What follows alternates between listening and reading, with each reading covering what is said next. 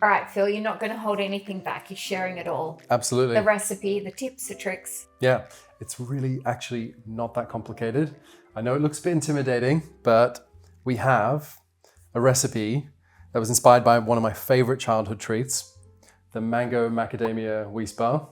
We have mango sorbet in the middle, coated with a macadamia gelato, with lots of vanilla, of course, sitting on a coconut sponge coated in this mess of meringue. Phil, I think we should get started. You can cook along with us. The recipe's in the captions. And I should mention as well that I actually made a chocolate cake stand with little bits of equipment I found in your kitchen, and I'll show you how to do that as well. So this is exciting. You've challenged me to make a cake stand for your cake. For the Bombe Alaska. For the Bombe Alaska, which is in your book. So thank you so much for sharing it. Absolutely. Now, you did make a bold statement. Can you repeat it? Not Not that one. We won't share that bold statement. You said this is the easiest sponge you'll ever make. Easiest sponge you'll ever make, yeah, because it's basically you grind. Shall we do it? Yeah. I'll show you. We've got flour into a NutriBullet or blender. We're going to add sugar. Obviously, we're filming this before the book is released, but Coconut. I've tried this Bombe Alaska and it's amazing. So I think this might be a favourite in the book. Baking powder. So all the dry ingredients, basically. Yeah, I think so. For me, it was inspired by the mango Weis bar. Weis bar? Yeah. I just love that mango, macadamia, vanilla ice cream bar. So there's a lot of nostalgia. I've got a coconut sponge at the base, which is what we're making. It's just plain flour, sugar, a bit of baking powder, and desiccated coconut. I don't love desiccated coconut in everything, so I'm just grinding it. Okay. See how it slows down? That's the fat coming out of the coconut and starting to clump the mixture. So in this recipe, that is literally all the Oil's coming the oil out. that we're going to add to the recipe, which is not a lot. Okay. So like this size sponge, it's like almost a cup. So we got milk and a bit of oil. What sort of oil have you used? This is like an olive oil, but not extra virgin. You just add that in. You could mix this in a bowl, but since we're using this... And you're just doing this in the NutriBullet? Yeah.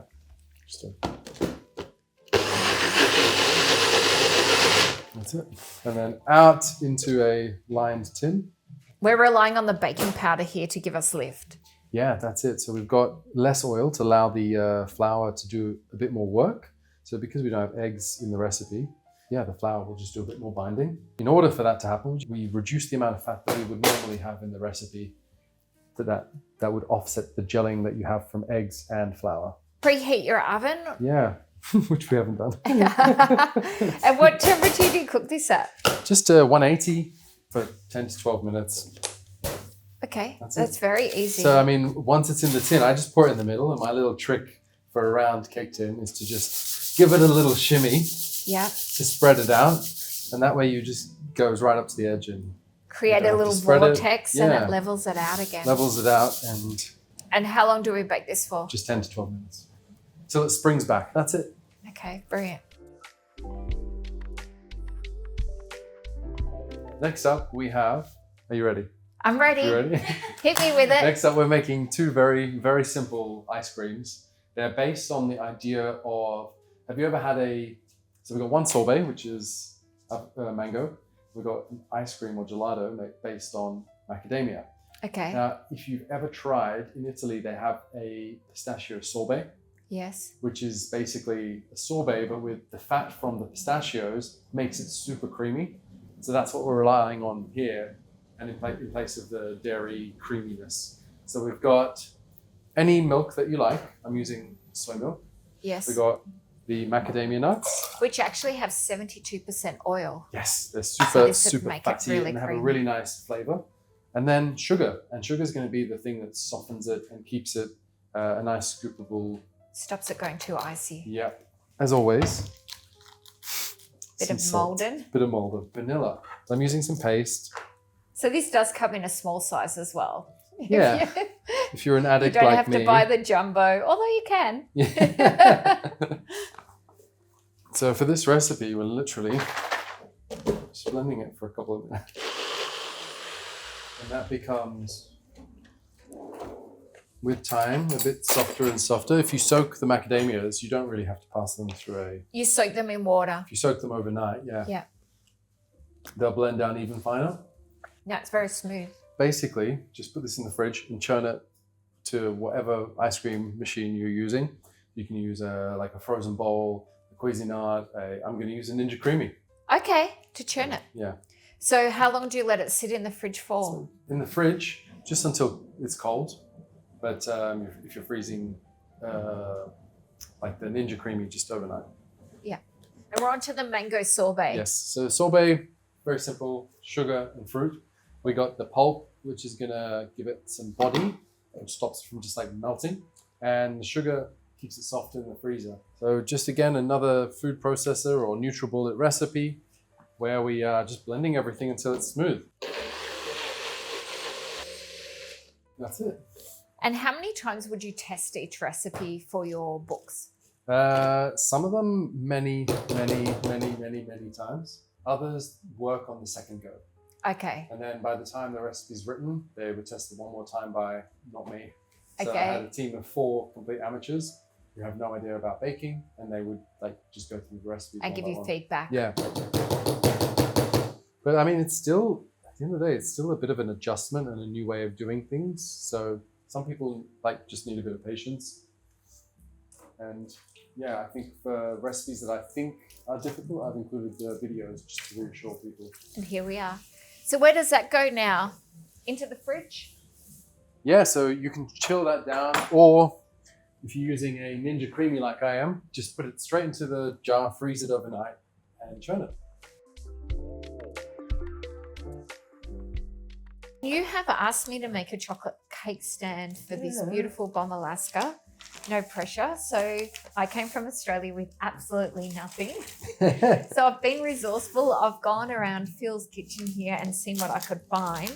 So I'm going to make it with white chocolate. So I have to temper the chocolate first. So I'm going to place the chocolate in. Are you going for something that looks like the picture? No. Let's not look at the picture. I'm going to make something you can pop your Bombe Alaska on. Amazing. That's But perfect. it will be uniquely mine. So I'm just going to trim the sponge. I'm going to use the bottom of my cake tin. So you're going to have a little bit of leftover sponge, which I think is always a good thing. So you can use that as a truffle base if you want to. But it also makes a great dessert in a glass. You know, put some jelly in there, some fresh cream, some berries. Taste test. Oh, thank you. We've And just you had can lunch. just eat it. Yeah, I know. Still a bit warm. That tastes beautiful. Yeah. I'm going to temper the chocolate. I'm going to do it in the microwave. So I'm going to heat it in the microwave in 30-second increments until I've got half liquid, half solid chocolate. And then I'm going to really vigorously stir it to melt the solid buttons without any additional heat. Thank you. All right, I think we're about 50%. Now we just vigorously stir it until all the chocolate is completely melted. And if you have some resistant buttons that don't melt, you can use a hairdryer to melt them. I hope this cake stands worthy, Phil. It's going to be very quick. Normally I'd plan this out, draw it, design it, but it's a good way to show that we're using the tools that are on hand, although I did bring this from Melbourne to the UK. It's going to be amazing. I can't wait to see it. This is one of my favorite things to do, is actually make objects out of chocolate. Yeah. So I think you know that though. Yeah. Yeah. So you said, can you make What's your me a favorite chocolate object stand? to make, Kirsten? I actually made for a television show recently. They asked me to make something for an art gallery to be exhibited in an art gallery. And I didn't know at a time, but they asked an art critic to come and critique it. So I made a French provincial table, and I put on it a tin jug, and then I filled it with chocolate lilies. They're all made out of chocolate. Wow. I had to transport it to the gallery and then set it up. And then, surprise, surprise, they sent an art critic in to What did they say? What was the critique verdict? it. He said that I was on point for the period and the decoration of the table. I said there were obviously restrictions with the medium of chocolate as to what you could and couldn't do. Yeah. But no, he gave it tick of approval. Good. Yeah, so it was on display in a gallery. So that's one of my favourite things I've made. So I've had a look around Phil's kitchen and I've helped myself to a little flan tin. I think that would make quite a nice top for the Bombe Alaska. Is it going to fit on there? Yeah. Yeah. It's And almost too big. if the chocolate is correctly tempered, it will contract out of here and give us a nice base. How's it looking? Yeah, looking good. So I've also raided your cupboard and I found these custom molds, which I'm going to use to actually make a pedestal cake stand to actually hold it up. So I'm going to do this first. So I'm going to pour the chocolate in here.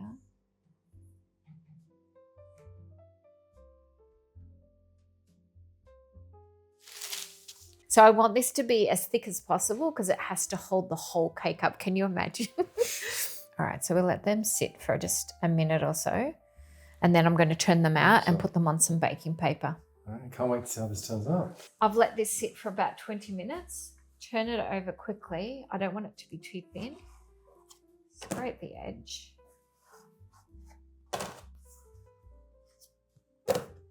And place it down on some baking paper.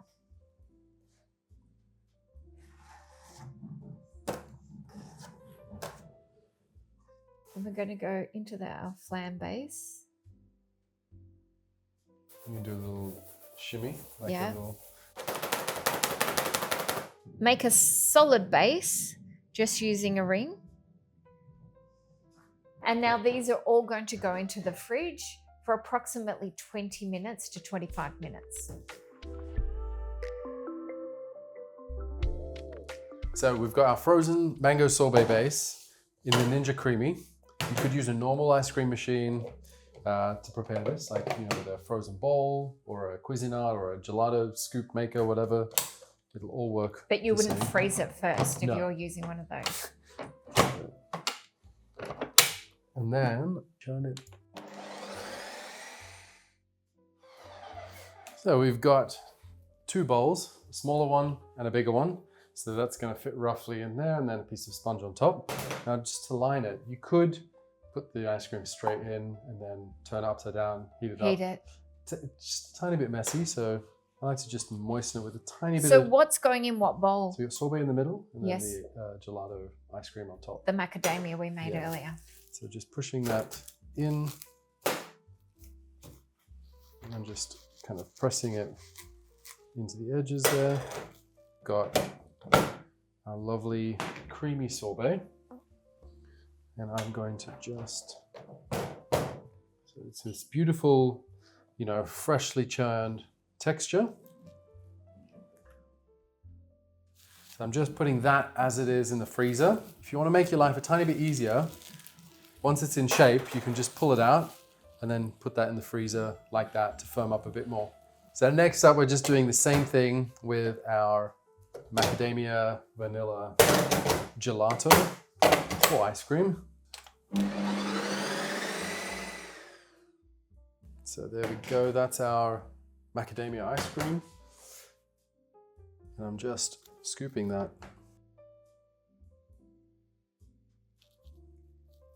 Pushing it out to the side, leaving Yeah. space for the mango sorbet. Exactly, so kind of creating a little, pushing it in, creating a little well in the middle.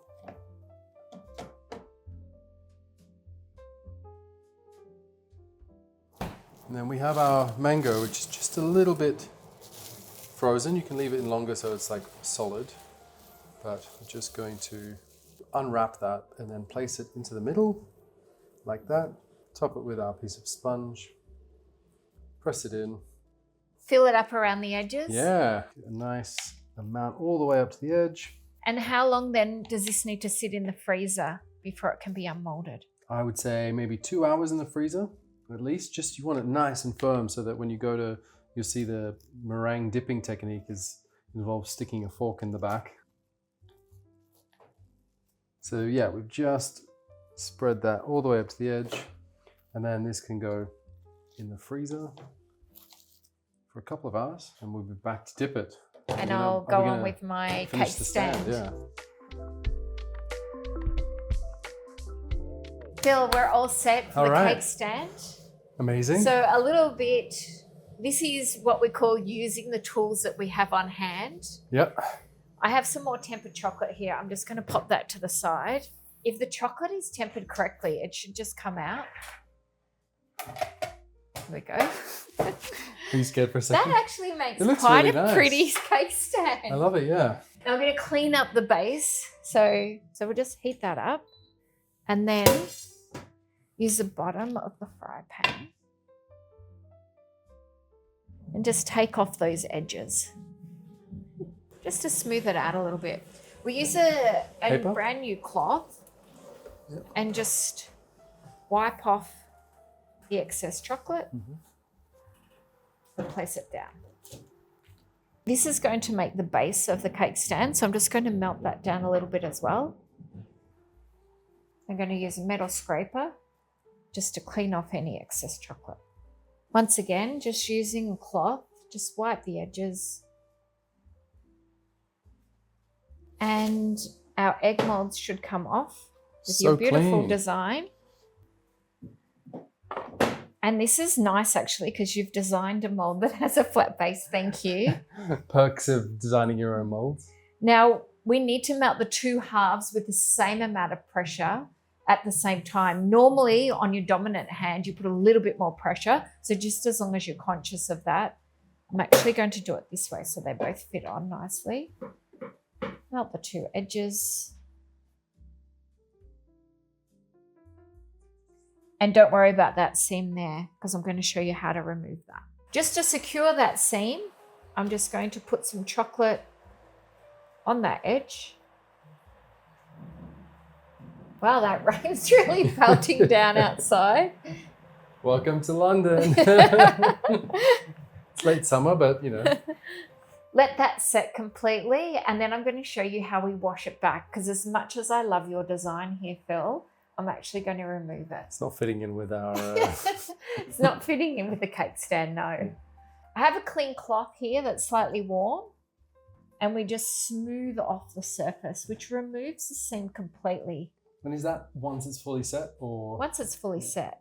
I'm not going to spend too much time on it yet because I have to actually melt the top surface so that I can stick it to the plate with more surface area. Okay.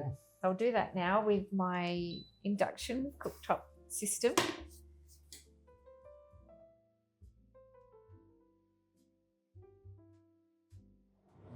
All right, we have a hole in the top there, which is no problem whatsoever.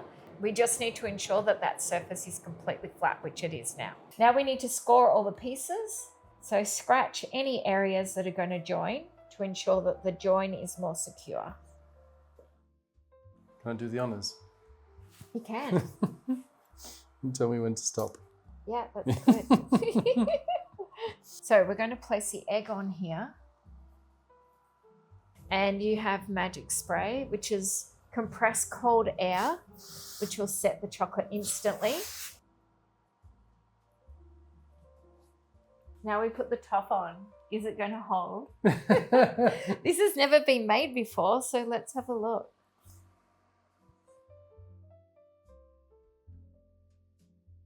I have some white cocoa butter. This is already colored. Now, obviously you don't have to do that. You can just use it as it is, but I'm going to finish it with some strips of cocoa butter. So I'm not going to try and get it even. I'm going to try and showcase the brush strokes. So just dip in the brush.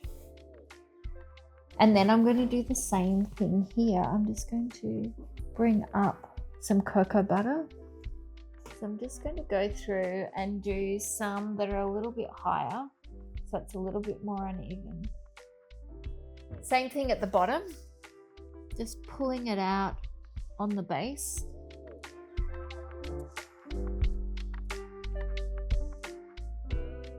All right, time for the meringue. So we've got AQUAFABA, which I made myself. Okay. I'm Lebanese heritage. I always dissed AQUAFABA because I thought chickpea water just sounded gross and tasted too beany. But it turns out if you make it yourself, it's actually a bit lighter in flavor and being Lebanese. All right, let's go back a few steps. Yeah. When you say you made it yourself, you Yeah. haven't opened a can of chickpeas. Yes. Yeah, so take dried chickpeas, soak them, change the water, put heaps of fresh water in the next day, cook it, and then when the water gets to the top of the chickpeas, it's ready. That's it. Oh, and you strain it off. Yeah. Strain it off. And And then what's the difference between that and a canned? I find the canned chickpea ones brine? taste a bit more chickpea-ish. Okay. Yeah. So this is a more neutral flavor. Yes, and typically you have to reduce the ones in the can Yeah. to get a stronger whipping foam, Yeah. but I find this one doesn't need that. So Okay. just ready to go. And I get the bonus of getting to make some hummus after that. Brilliant. Win-win. So we've got the chickpea water. You can use the chickpea from a can, it's fine. When you do make a meringue, you're lightening the flavor, so it's fine, really. We've got caster sugar. And is a AQUAFABA meringue the same as a standard egg white meringue in Then- terms of the amount of sugar it needs for stability? Roughly, yeah. So Yeah. I would put, in this one, I want a nice, rich, dense meringue. So it's almost 2 parts sugar. Not quite, but yeah. Yeah. So this is, I think, 150 grams chickpea It's the same as egg water white. and 250 caster sugar. Okay. And that's cream of tartar, which just helps us get a really nice stability, which interestingly kind of does the same thing as it does in an egg white. Egg meringue. white, okay. How long does it take to whip up? Depends on the whisk, I find. So Okay. if you've got like a good solid whisk, it whips faster. And the quantity as well. It's not the same as egg whites in terms of like egg whites at room temperature can whip up really quickly. It's just a tiny bit slow. Okay.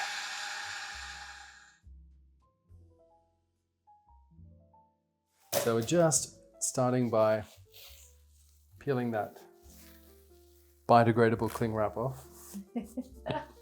And we just want to really stick the fork into the middle. Which is white and it really needs to be frozen. Yeah. And then we just go all the way up so that the edges are nicely covered. Wow. And then, can you? I'll do the honors. The fork holding, similar to the Olympic flame. Yeah, Statue of Liberty. Exactly. Lady Liberty. You just want to basically lift it off, Two-person job, perhaps? potentially. Pull There we that go. fork out. And then slide it onto a palette knife. And And this is a then- very fragile cake stand. Let me just support that a little bit.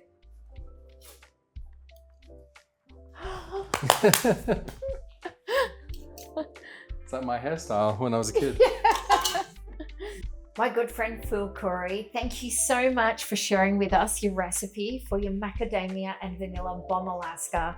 Don't cut it on the chocolate plate, but you can take it off and enjoy it. So simple once you know how, and I have tried a piece already and it's divine.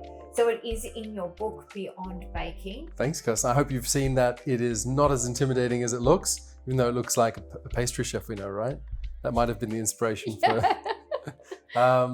yeah, that just the recipes are simple. It's just a rethinking of how they get put together. And yeah, it's a make-ahead recipe. So everything can be done apart from the meringue well ahead of time and just left in the freezer. So go nuts, have fun with it.